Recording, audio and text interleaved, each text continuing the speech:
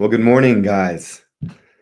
Happy Tuesday, July 15th. Good to be with you this morning. So, lots to get to today.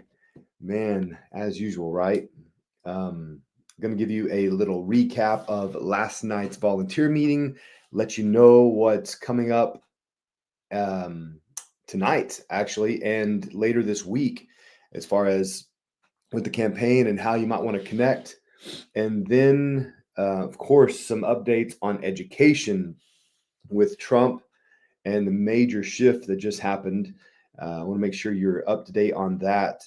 And let's see. Yeah, that's what I want to cover this morning. But if you would, go ahead, hit that like button, hit the share. Let's try to get the stream out there. And you guys are essential to the success of this campaign. I repeat this all the time because I am not taking any corporate big money, PAC money, none of that stuff. So drawing a line, and I've been saying this all along so that you, the people of Oklahoma, can have confidence that when I'm elected, that I'm obligated only to God and to the people of Oklahoma. So that means we got to work together.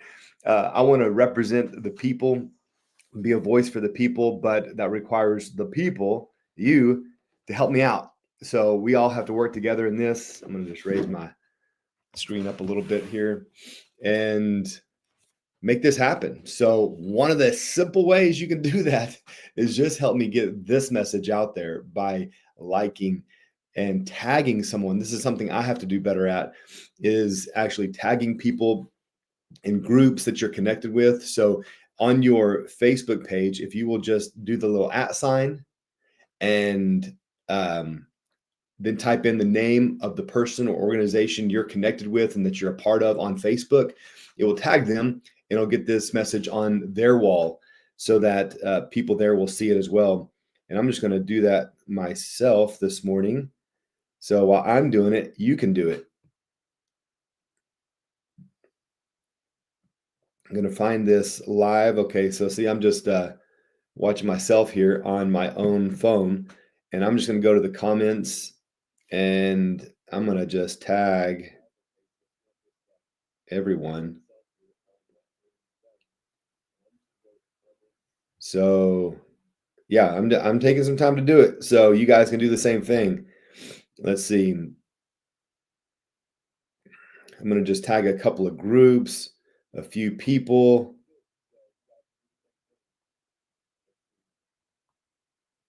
Yeah, this is a simple thing that we all can do that just it's so effective and so essential to getting the word out on social media.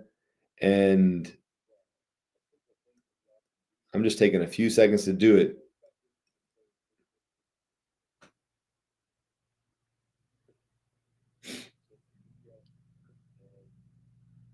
Okay, so I just tagged a few people there. Get it out there. That's simple. So thanks for doing that yourself. Also, let me see here. Be sure to go. I put it in the description there a few links that you can be sure to go to. One of them is the campaign site, jakemerrickforgovernor.com. So if you want more information on where I stand on different issues, then just go there. And then if you have any more questions after that, feel free to reach out anytime. Jake at jakemerrickforgovernor.com, and love to answer any questions you might have. Thank you, God's Way of Health, for reposting this. And Julie, good morning. Good to see you guys this morning.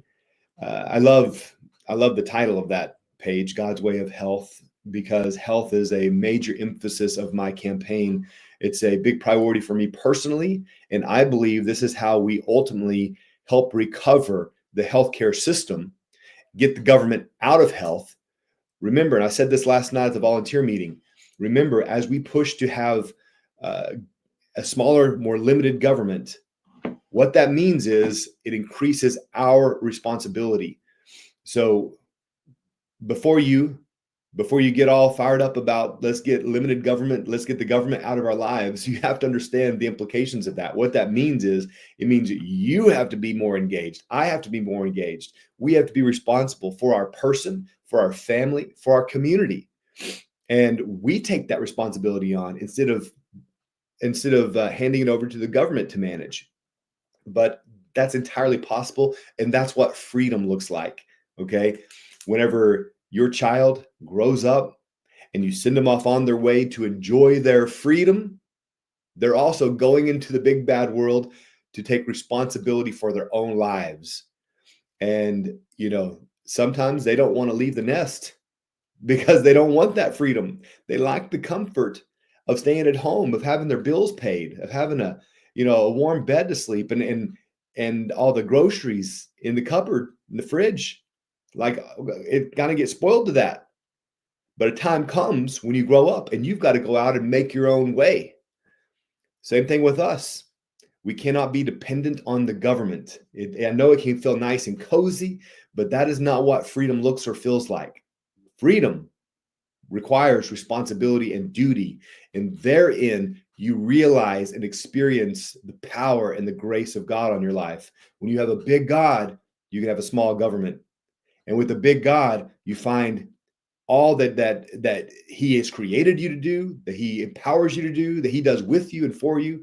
So, man, freedom is a great way, is the way to experience God in your life. But as long as we are dependent on other things, one of those things can be government, we'll never experience the fullness of what God has for us. And that's why God is so connected to this American experiment, because the Pilgrims, when they came over, the Puritans and all those who sought refuge from tyranny, they came to a place where there was freedom of religion, freedom of expression, freedom of speech. And with that freedom to do all those things meant that they had to make their own way. They couldn't depend on the government for supply and for food. No, that would be up to you now. But because you had the freedom to worship God, you got to experience Him in profound new ways. And it is exciting. It is the way.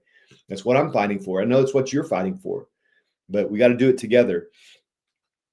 Be sure to check out the links I posted. You can go check those out. The YouTube playlist, the X page, if you want to check it out on X. I had plans, and I apologize. I have to apologize to you because I announced that I would be releasing the next episode of Drill Baby Drill. And unfortunately, I could not get it uploaded in time. I had to do some last minute edits to the show, and it just was not happening before my volunteer meeting. So, one of these days I'm going to have a massive editing team, and we're all going to get these things cranked out. For now, I'm doing a lot of it. I have a few other people helping me, but we could not get it done before the volunteer meeting. So that is on the agenda today, is to get that episode out. I've been wanting to release it for so long because I say for so long, for about a week now. It's really fresh, but we're talking about DHS. We're talking about the child welfare system in the state of Oklahoma that needs massive reform. And I sit down with 4 experts talking about this. They share their stories about how their own encounter with DHS devastated their families, and why then they are so active in reform, because they experienced it firsthand. So they tell their stories, and I'm going to bring that to you as soon as possible, hopefully today. So last night at the volunteer meeting, a little recap there. Hold on a second. This friend of mine keeps on calling me. I have to tell him I'm doing a live stream.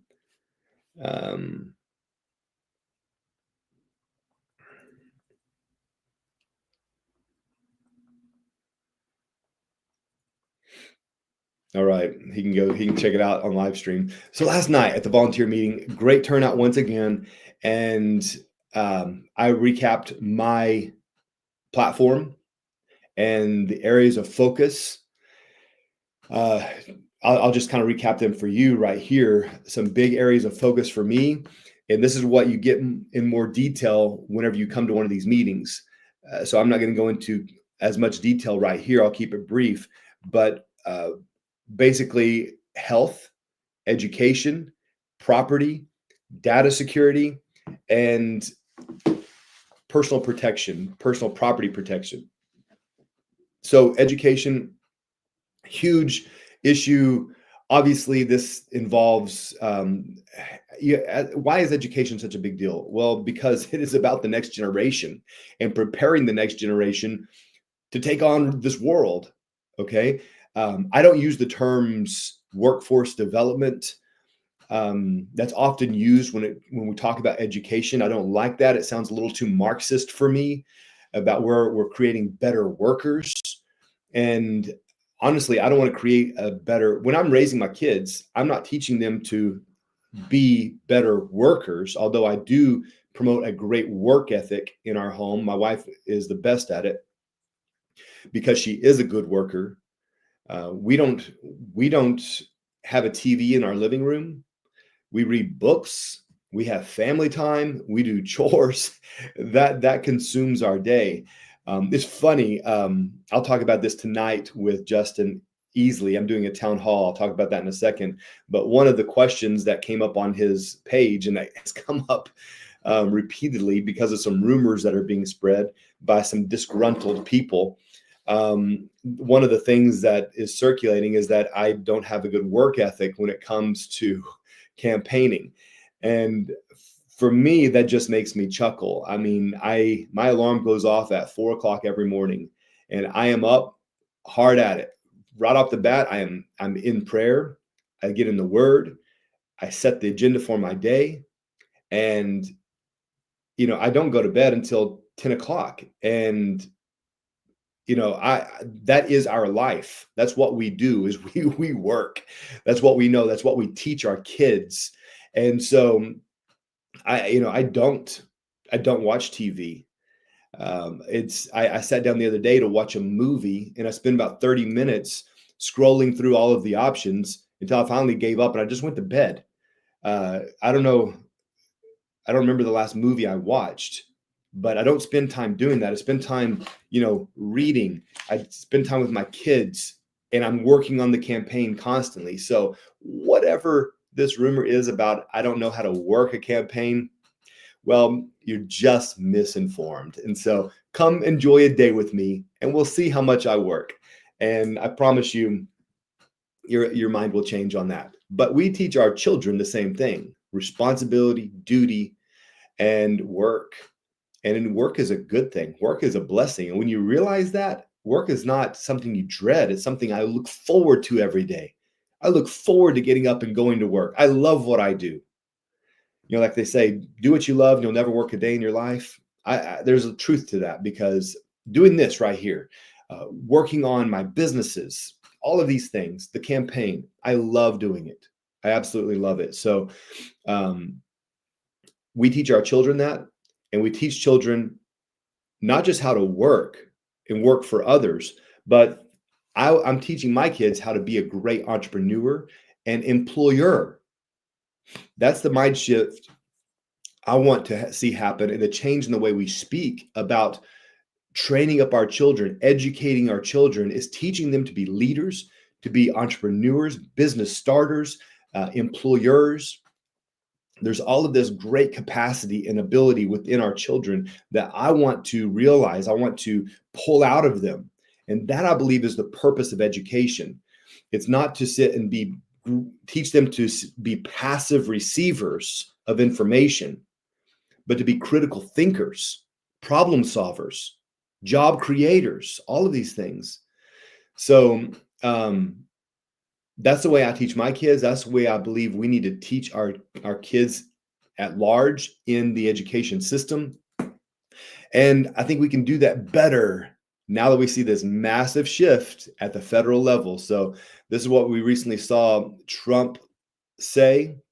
The United States Supreme Court has handed a major victory to parents and students across the country by declaring the Trump administration may proceed on returning the functions of the Department of Education back to the states. Yes, that's what I'm talking about. Now, with this great Supreme Court decision, our Secretary of Education, Linda McMahon, may begin this very important process. The federal government has been running our education system into the ground, but we are going to turn it all around by giving the power back to the people. America's students will be the best, brightest, and most highly educated anywhere in the world. Thank you to the United States Supreme Court. So some breaking news there. As of yesterday, the Supreme Court ruling is undergirding Trump's effort to return power back to the states and to the people. The move is on, guys. That is the move of the day. This is why I am excited to be in this race for governor, because power is being returned back to the states. Priority is being given back to the people. Now, understand, we don't have to ask permission for that power. That power was granted to us by God. Okay. And the ongoing fight is to push government back, to say you have a boundary you cannot cross. I'm not asking you for rights. God gave me those rights. I don't have to ask you permission for those. Now it's your job, government, to understand your boundaries and the line you cannot cross and invade my personal space, my personal life. And so that is the fight. That is actually the role of government. That governments are instituted by men to secure these rights, the rights given by God. So when we understand the proper role of government, you'll understand the reason you are electing certain people to these positions. So, sorry, I had to kick my dog. He's over there licking himself under the table, distracting me. We elect people to go represent our voice, And it's been flipped. We aren't electing kings. We aren't electing dictators. All right. We're not going to be passive anymore. Okay. We are going to be the leaders and the waymakers, we the people, and the state of Oklahoma. We will dictate our future. So appreciate this move by President Trump to reinforce that and return power back to the states. Again, the Supreme Court ruling that has now said, yes, this absolutely is the way. It's allowed. I hate to even use the word allowed, but it's good to see the government checking itself, saying, yes, that's not our place. That actually it is the responsibility and the duty of the states to take care of their own. So very good move there. Education is one of the key points of my platform. We must improve our educational outcomes, 100%. Oklahoma is at the bottom with education, at the bottom with health. Those are two of my top priorities. And when I talk about health, I'm not going to go deep into all of these. I'm just going to give you an overview. You have to come to some of the meetings, and I'll do some more lives to dig into specifics. And tonight, actually, at the town hall with Justin Easley, I'll dig into more specifics. But just giving you an overview of some of the things I presented last night at the volunteer meeting. Improving education. We can talk at length about what that looks like. Next is improving health. I want to see Oklahoma rise in our health outcomes. It must happen, but it must start in your home. Do not talk to me about improving healthcare if you aren't taking care of your health. That's where it starts for all of us. So if you're concerned about the healthcare system, that starts at your home. That starts today with what you will choose to eat. It's really that simple. Most diseases are preventable. And that's a hard thing to hear sometimes because we've been in this victim mentality for so long, blaming the government and blaming the system for our ailments when they're really our responsibility. Of course, there are some that are beyond our control. My wife has a disformed heart. Her heart is flipped and on the right side of her body. It doesn't function like a heart. It doesn't, look like a heart. She's kind of an anomaly that leaves cardiologists in awe. Her heart has been studied at Cleveland Clinic because of how rare her situation is. And, the things that she presses through and powers through every single day, has to work through every single day.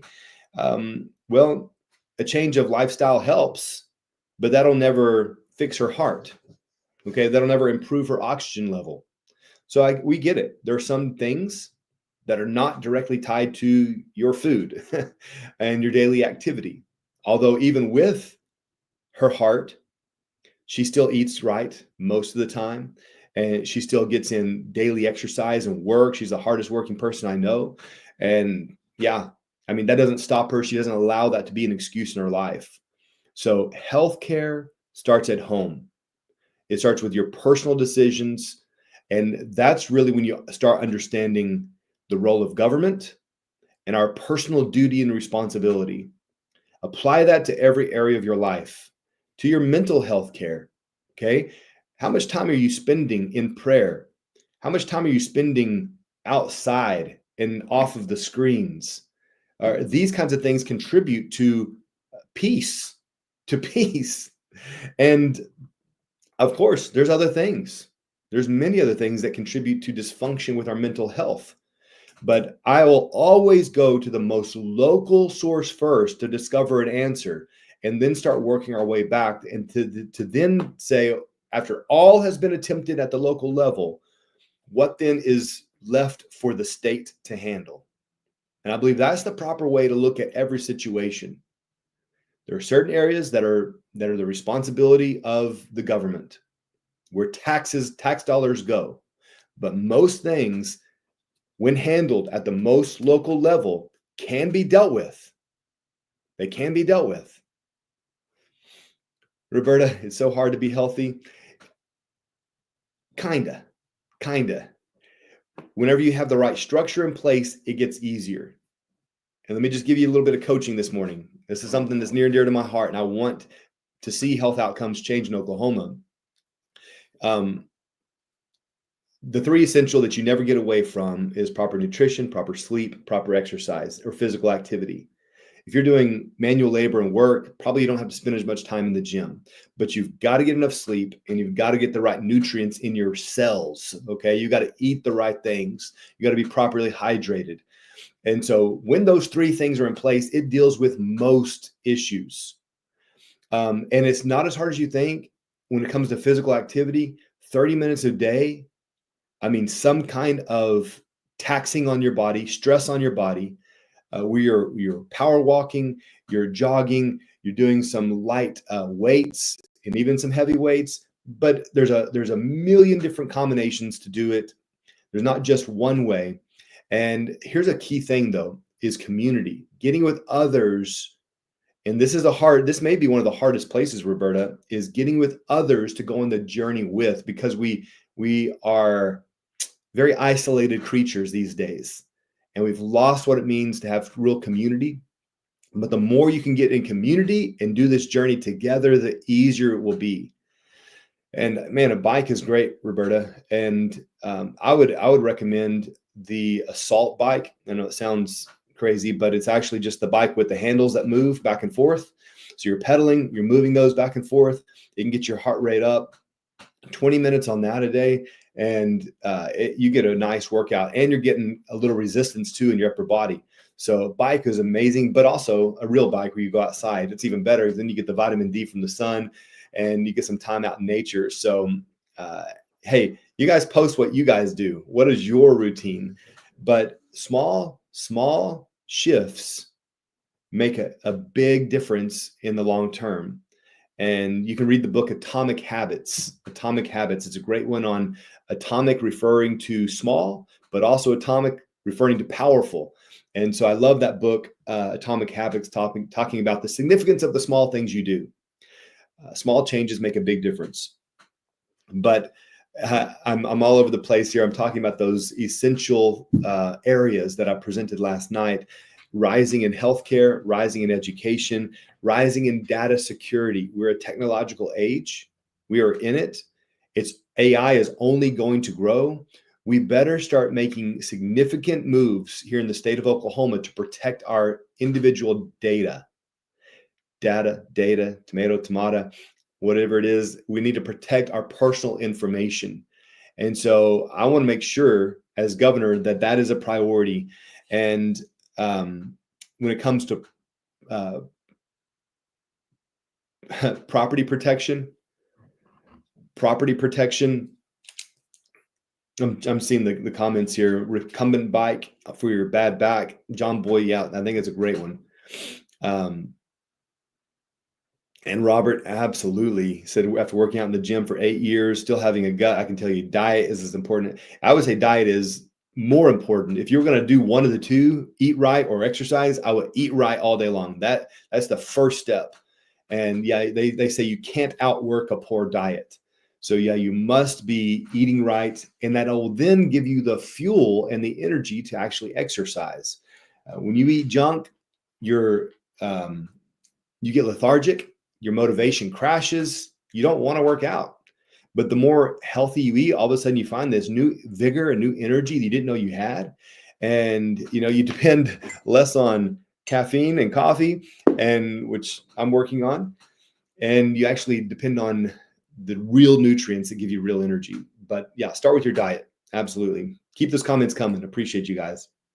But I'm talking about property protection, summarizing these essentials that are part of my platform that I talked about last night. I'll talk about it some more at the town hall tonight. I'll give you details on that in a second. But property protection, very important.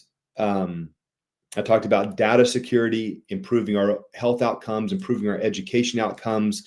When it comes to property, just this year, this, right? Just this year in Oklahoma, we passed a bill that expanded our private property protection. What that means is you can, if someone is on your property, within the boundaries of your property, and you want them off, maybe you feel like they are a threat to you and your family, maybe you feel like they're a threat to your property, you can brandish your weapon, you can have a weapon, you can pull it out, you can point it at them, and you can demand they leave your property. Okay. Just last year, if you would have done that, you could have gone to jail. But also last year, we were also saying we're the reddest state in the union. But last year, if you pulled your weapon to get a threat off your property, you could go to jail. The big question, so thankfully we had a law passed this year that expanded your rights to protect your property beyond the threshold of your door, of your home. So if someone broke into your home and you shot them, you're covered. If you shot them on the other side of your threshold, on the outside, you're not covered. Now, thankfully, this year, that's covered. So you can actually escort someone off and use lethal force if justified to get them off of your property. So that's good. But the big question I have and that you should be asking is, where else am I not protected? I didn't know that as of last year, I couldn't do that. I couldn't protect myself and my family and my property. Today I can. So where else am I not protected? Cindy, yes, it is. And always double check the word, the law itself. But yes, I do believe, even within city limits, if that is your property, you can defend it, you can protect it. So where else are we not protected? And this is a big concern for me when I'm talking about rising in property protection. But I also want to look at eminent domain to make sure that if it is exercised, which I am not a fan of eminent domain. Okay, we always talk about, we love toll turnpikes, and we love good highways and roads. Well, it's all fine and good until it's coming through your backyard, and now your treasured property is just going to be a pass through. So, I'm not a fan of eminent domain, but if there is constitutional provision for it, so if exercised, we better be getting fair market value for the property, and it better be a last resort. So I want to make sure those things are in place, and we're not allowing some green energy corporation that has a vision for expanding their green energy agenda to just run through ranches and farms using eminent domain. Big problem. It needs to be addressed. Also, I want to make sure we close all the loopholes so that Chinese and other foreign agencies aren't able to come in and own Oklahoma land. So we got to close those loopholes that are still in place when they come in with shell companies and are manipulating the system to own our land. That's got to be shut down. So big priority for me is the private property protection. And then I'll just wrap it up with the fifth point that I'm bringing is rising in prosperity. The best way to create a prosperous state is to get the government out of your business. I truly believe that. We have to remove red tape and lower taxes. You remove red tape and regulation, you lower taxes, and you allow small businesses to thrive.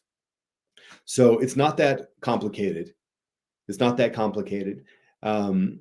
As an example,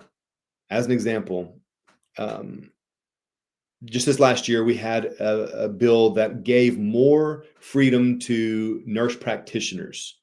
I know there's arguments on both sides, but basically, nurse practitioners have had to pay a physician for physician oversight. And it's a real hefty monthly fee to pay a physician, which they rarely even meet the physician, but they pay them this obligatory fee for oversight.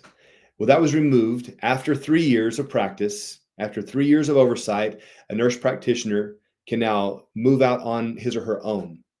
Now, after talking to a nurse practitioner, when this bill passed, what she told me was, now with these extra funds, we can expand our business into rural Oklahoma. We can offer more mental health options. She was excited about all the possibilities that they were able to do with these extra funds, that they weren't having to just pay to a physician to oversee them, a physician they never met.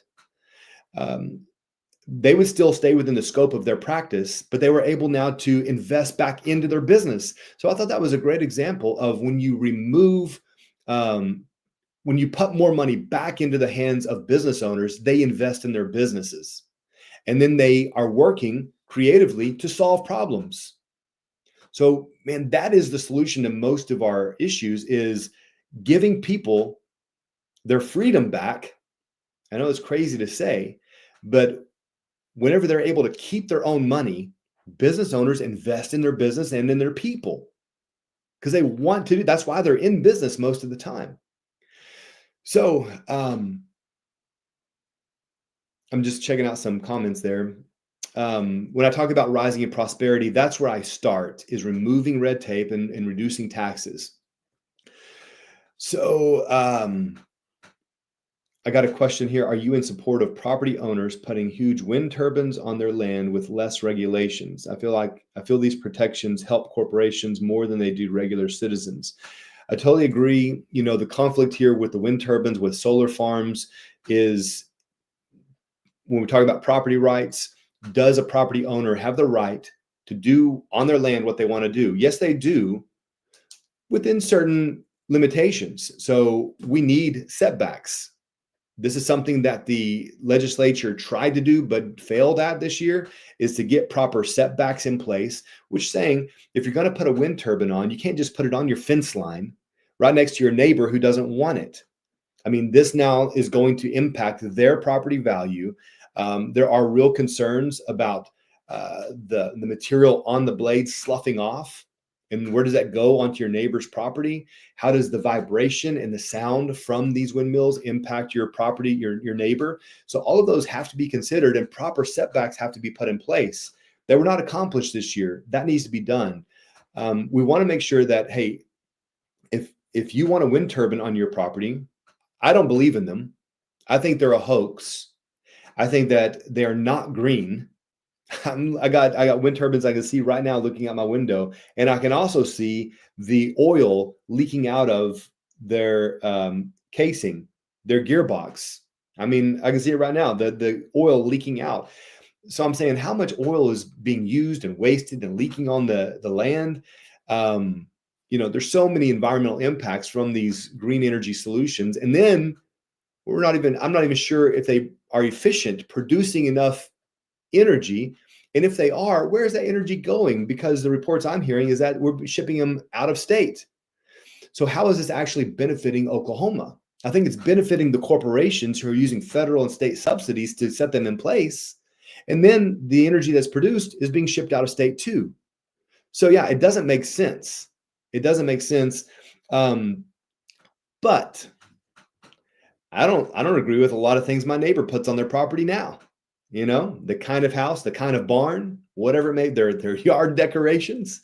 But I want to always protect their right to do on their property what they want to do. However, can you just go put a pig farm on your property? No, there are many regulations around pig farms or chicken farms. So the same, I think, needs to be in place with the solar farms, with the wind turbines, is where are the regulations? So what I've been saying, and this is to answer your question, Cindy, I believe we need an immediate moratorium on all new green energy projects in the state, meaning let's hit pause until we get the right regulations and we get all of our questions answered. When that happens, we can lift that moratorium. And if we decide then to move forward, we can. Maybe we don't even need to move forward, because I do believe this is driven by this climate change agenda that's based on faulty science. And there are too many questions and there are too little regulations in the whole industry. I propose a moratorium immediately until all of that is answered. Then we can talk about moving forward. Let me know your thoughts on that. I see Representative Banning on, possibly Katie. I'm not sure which one. It's Chris and Katie Banning. Good to see you, sir. What are your thoughts on AI data centers, he asks. Should we oppose them and allow China to dominate in this sector? Or should we be smart and ensure they are properly located with the right infrastructure in place? I mean, that is the big question. We are in a technological age, like it or not. Robots are coming. I mean, AI is only going to grow. I'm not saying we have to shut down data centers, but we have to do this wisely. And we have to consider the water consumption and the energy consumption required for these facilities. And we cannot say, well, we're in a technological age, so all things technology must take over. I am not a fan of that. I'm not a fan of data centers at the expense of farmers and ranchers in giving up precious land to produce food for our own people. I'm not a fan of that. So I do, the Chickasha data center that was recently announced down the road from me, they set in place the behind the meter power infrastructure where they can produce their own power without connecting directly to the grid. I like that move. I do have some concerns still about that, about how that is being funded, and still what is going to be required as far as water to cool these data centers. I mean, it's a massive amount of water. So what is that going to do to the water infrastructure in the city of Chickasha, to our aquifers, and to our streams and rivers and things like that might be tapped into? So I have a big concern when it comes to the water and the power consumption for these data centers. I do think we need to make moves to get them on American soil, but where their place is, I believe, critical. And I don't like the idea of using prime farmland to cover them with solar farms or data centers. Again, it comes into property rights. Does a person who owns prime farmland, do they have a right to strip it and put a parking lot on it? They may, but they may not. Because if they're plopping down a huge data center that's going to draw water resources and energy away from the surrounding neighbors, that might need to be restricted. And so lots of things to consider there. Yeah, I do believe we need to invest in the infrastructures here in the States, which include data centers, that will give the country who has the best data centers the edge globally. So I believe in that. But where we put them, how many we put in place is very critical. And we have to consider the neighbors in the process as well, and the natural resources required to power these things. So it's not a yes or no black and white answer, but I hope I answered that to some degree. And so here's the thing. I wanted to give you an update on a couple of things. I'm gonna have to hop off here this morning, but tonight, I want to make sure you remember, tonight I'm doing a town hall with Justin Easley, great friend of mine, doing great things in the state, helped to organize Drive for 45 a few years ago to push for Trump to get reelected. They changed that to Drive for 47. And if you are familiar with the jacked up trucks with the massive Trump and American flags on a convoy going down Oklahoma highways, that's probably Drive for 47. And Justin Easley's at the helm of that. So thankful for his patriotism, his pride. And he's going to interview me tonight. So he'll be asking me some of the questions you guys are posting. And I'm going to just doing this as often as possible because I believe in ultimate transparency. I believe you need to know, truly know as much as possible, the candidates that are running for governor and for every position in the state. I'm a candidate. I want to be in front of you as much as possible. That's why I'm doing this. And that's why I'm doing this tonight with him at 7 p.m. So Facebook Live, 7 p.m. tonight. You can jump on, you can join part of the conversation, maybe get some of your questions asked as well. But join me there. Also, Pittsburgh County coming to you this Thursday. So all over the state, but I don't work hard in the campaign, remember. So that's the rumor circulating, is that I don't really work hard in the campaigns. And so, hey, take a week and come with me, and then you can make a decision. All right, we'll be up at 4. We're going to hit the ground running. We're not going to bed until 10. But then you can decide if I'm working hard enough, okay? But I will be in Pittsburgh County this Thursday. I'm pulling up my calendar. This Thursday at 6:30 p.m. and it looks like 125 South Main Street, Krebs, Oklahoma.